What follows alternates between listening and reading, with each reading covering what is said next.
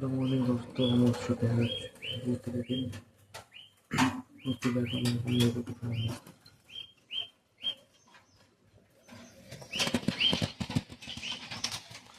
बारिश हो रही है सुबह सुबह भी।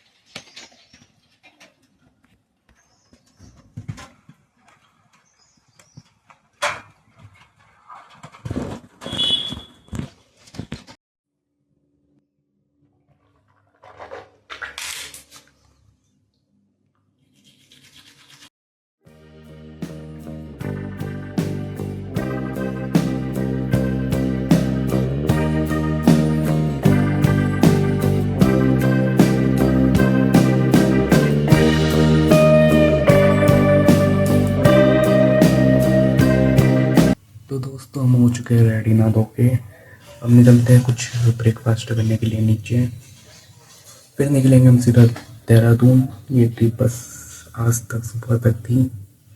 मिलते हैं फिर आपसे बाहर, नाश्ता वास्ता करते हैं वहाँ। बस अभी सारे कपड़े वपड़े जितने भी रखे हैं वो सब इन बैगों में डालने हैं। फिर निकलते हैं, नाश्ता करेंगे, देखते हैं कुछ मिलता है अच्छा खाने को। हमें बाहर आते ही कितना अच्छा व्यू देखने को मिला है। सामने देख पहाड़ों पर बादल कैसे ढके हुए हैं।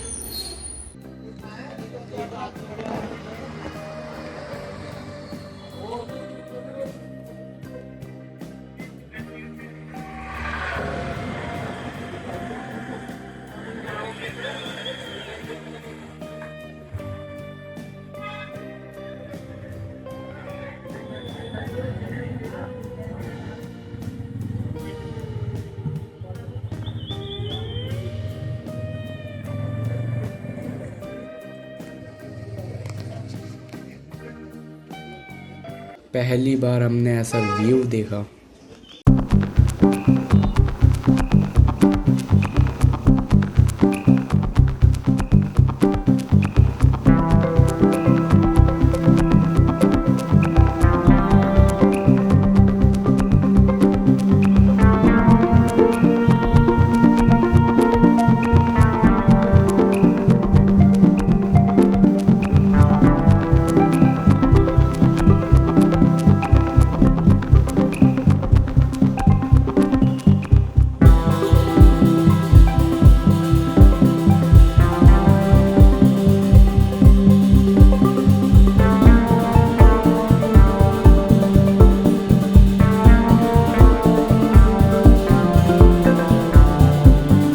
हम नाश्ता करके वापस आ गए हैं अपने होटल।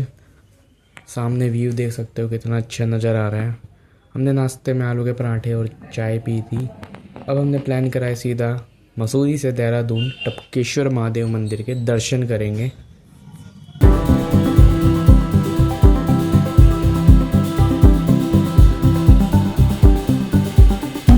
ये लाइब्रेरी चौक बस स्टैंड है। यहाँ से बस देहरादून के लिए यहाँ से मिलती है और साथ में इसके टैक्सी स्टैंड भी है। टैक्सी वाले बहुत ज़्यादा चार्ज करते हैं, तो आप अपने बजट के हिसाब से आप टैक्सी या बसेस चूज़ कर सकते हो। तो दोस्तों हम लाइब्रेरी चौक से हमने टैक्सी ले ली है। अब चलते हैं सीधा देहरादून टपकेश्वर महादेव मंदिर। तो गाइज़ बीच में बहुत सारे वाटरफॉल्स भी देखने को मिलेंगे, तो आप इन सब व्यू का मज़ा लीजिए। हम मिलते हैं आपसे सीधा टपकेश्वर महादेव मंदिर।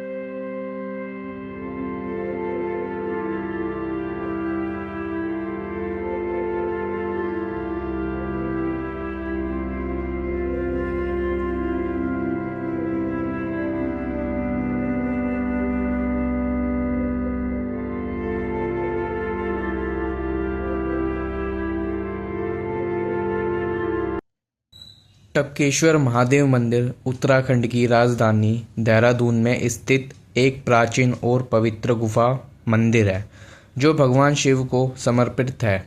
यह मंदिर देहरादून शहर से लगभग 5 से 6 किलोमीटर दूर घड़ी कैंट क्षेत्र में टोंस नदी द्वापर युग में तमसा नदी के नाम से प्रसिद्ध के तट पर स्थित है। इस मंदिर की सबसे अनूठी विशेषता यह है कि गुफा की छत से पानी की बूंदें स्वाभाविक रूप से शिवलिंग पर टपकती रहती है, जिसके कारण इसे टपकेश्वर नाम लिया। टपक का अर्थ है बूंद बूंद गिरना।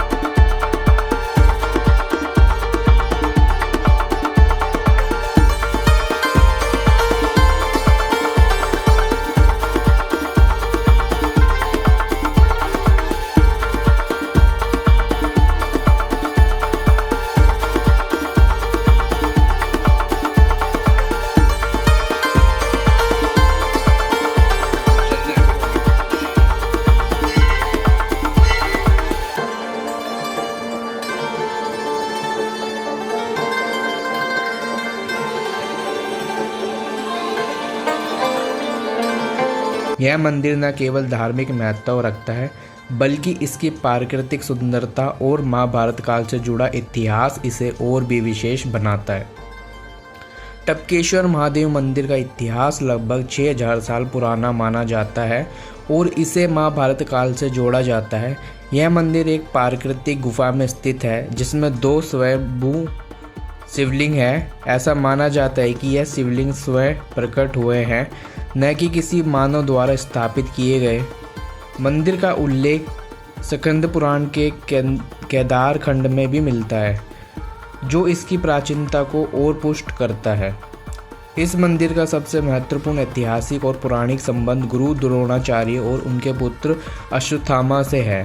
पौराणिक कथाओं के अनुसार यह गुफा गुरु द्रोणाचार्य की तपस्थली थी, जहां उन्होंने 12 वर्ष तक भगवान शिव की कठोर तपस्या की थी। उनकी तपस्या से प्रसन्न होकर भगवान शिव ने उन्हें दर्शन दिए और उनके अनुरोध पर इस गुफा में शिवलिंग के रूप में स्थापित हो गए। महाभारत में उल्लेख है कि भगवान शिव ने गुरु द्रोणाचार्य को इसी स्थान पर अस्त्र शस्त्र और धनु विद्या का ज्ञान प्रदान किया था, इसलिए इस गुफा को द्रोण गुफा के नाम से भी जाना जाता है। टपकेश्वर मंदिर की सबसे प्रसिद्ध पौराणिक कथा अश्वत्थामा से जुड़ी है। कथा के अनुसार अश्वत्थामा का जन्म इसी गुफा में हुआ था। उनकी मां कृपी कल्याणी किसी कारणवश उन्हें अपना दूध नहीं पिला पा रही थी। अश्वत्थामा, जो बचपन से ही बुद्धिमान थे, भगवान शिव से दूध की प्रार्थना की। उनकी भक्ति से प्रसन्न होकर भगवान शिव ने गुफा की चट्टान में गाय के थन प्रकट किए, जिनसे दूध की धारा बहने लगी। इस दूध की धारा ने अश्वत्थामा की भूख मिटाई और तब से इस स्थान को दुधवेश्वर के नाम से भी जाना जाता था। हालांकि कथाओं के अनुसार कलयुग में इस दूध की धारा ने धीरे धीरे पानी का रूप ले लिया। आज भी गुफा की छत से पानी की बूंदें शिवलिंग पर टपकती हैं, जो इस मंदिर की खासियत है।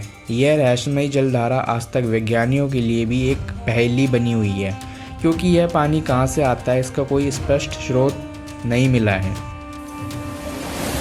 मौजूद है टपकेश्वर महादेव मंदिर, हमने दर्शन कर लिए। वीडियो में बनाने अलाउ नहीं थी और अच्छा ही लगता मुझे।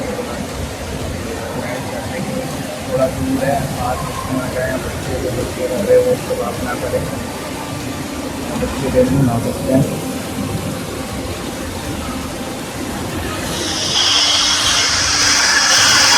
इस नदी में कभी भी गली गंदा बढ़ सकता है। जो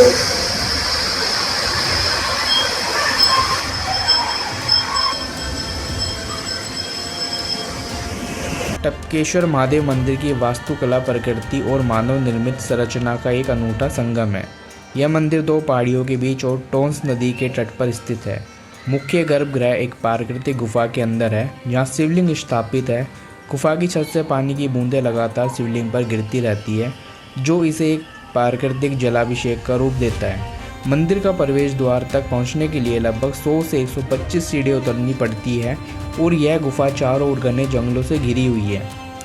मंदिर परिसर में एक शिवलिंग को 51 रुद्राक्षों से सजाया गया है, जो इसे और भी आकर्षक बनाता है। इसके अलावा मंदिर के आसपास मां संतोषी और माता वैष्णो देवी के मंदिर भी है।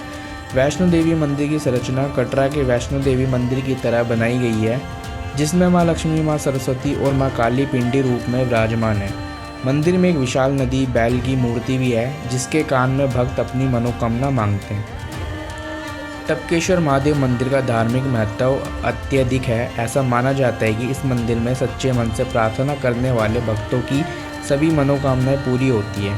यह मंदिर भगवान शिव के भक्तों के लिए एक प्रमुख तीर्थ स्थल है। प्रत्येक सोमवार, सावन मास और महाशिवरात्रि के दौरान यहाँ भक्तों की भारी भीड़ उमड़ती है। महाशिवरात्रि के अवसर पर एक विशाल मेला आयोजित होता है, जिसमें देश विदेश से श्रद्धालु भगवान शिव के दर्शन और जलाभिषेक के लिए आते हैं।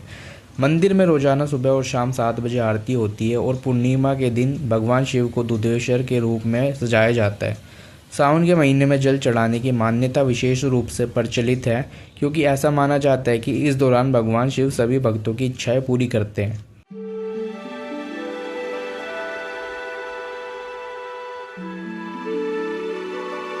मंदिर के मुख्य गर्भगृह तक पहुंचने के लिए 108 सीढ़ियां उतरनी पड़ती है। विकलांग और अशक्त व्यक्तियों के लिए मंदिर में मुफ्त लिफ्ट की सुविधा है, जबकि अन्य भक्तों के लिए लिफ्ट का उपयोग करने का शुल्क 20 रुपये प्रति व्यक्ति है।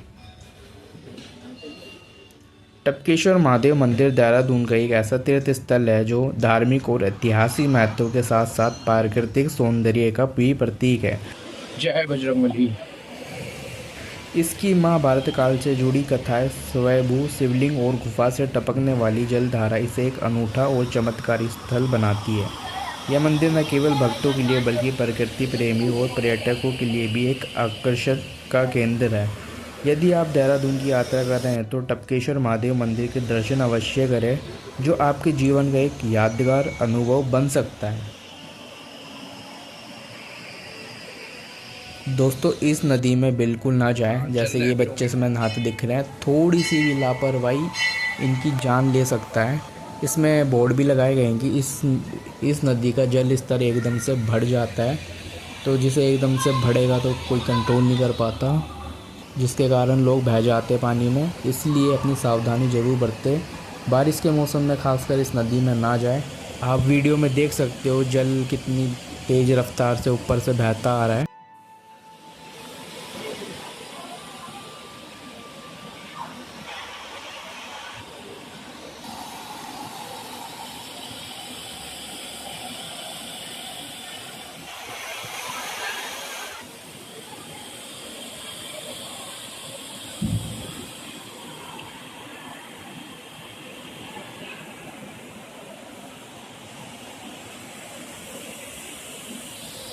इसके बाद हम निकल लेते हैं रोबर्स केव गुच्चू पानी के लिए।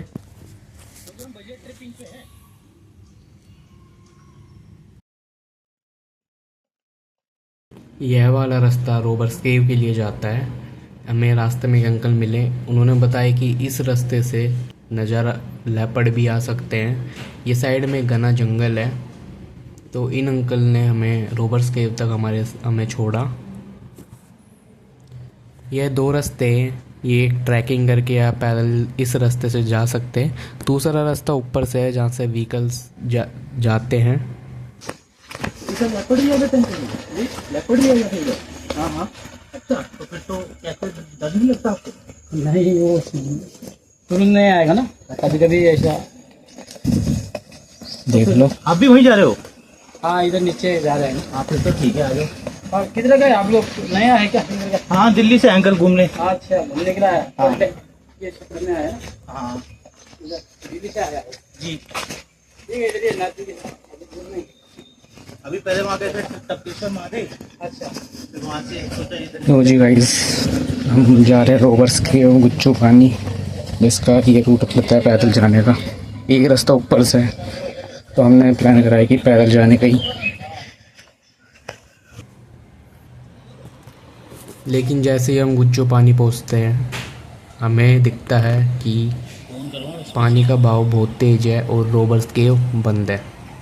इतनी मेहनत से हम इतनी दूर से चल के यहाँ तक आए, लेकिन बारिश की वजह से सब चीज़ें अब बंद हो चुकी हैं। आप भी कोशिश करें बारिश के मौसम में यहाँ ना आए। देख सकते हो पानी का बहाव कितनी तेज़ है, जिसके वजह से रोवर्स केव बंद कर दी गई है।